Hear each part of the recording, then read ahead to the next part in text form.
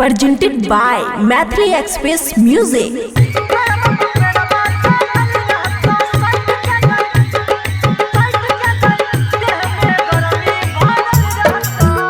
खुशी recording studio Baluaha. सबे अपना मर्द के बोलबै छै घर गे, कर ले बियाह अइले महीना शरद गे। सबे अपना मर्द के बोलबै छै घर गे, कर ले बियाह अइले महीना शरद गे। ठंडी में सैया चढ़ल रहता, देह में गर्मी भरल रहता।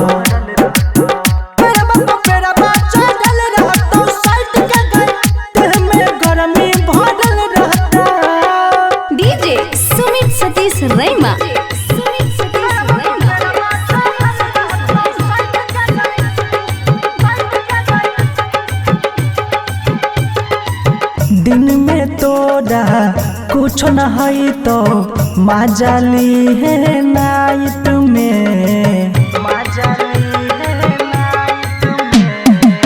गजब के जोख मिल तो गे छाउडी देहिया याउडी हाइट में। टंगरी में टंगरी धके रगड़ी है, नीचा में छौड़ी गद्दा बिछई है। लाइट बुता के चोच लड़ई है, सैया के साथ में पलंग हिलई है गे। ठंडी में सैया चढ़ल रहता, देह में गर्मी भरल रहता।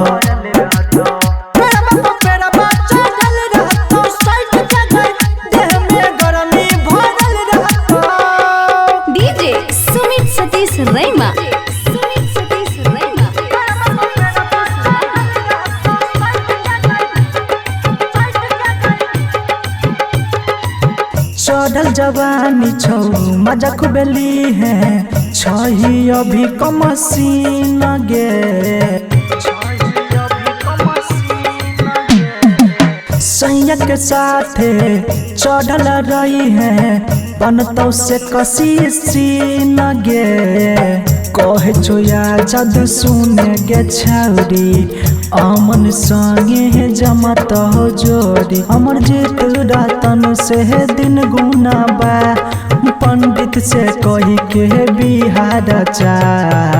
ठंडी में सैया चढ़ल रहता, देह में गर्मी भरल रहता।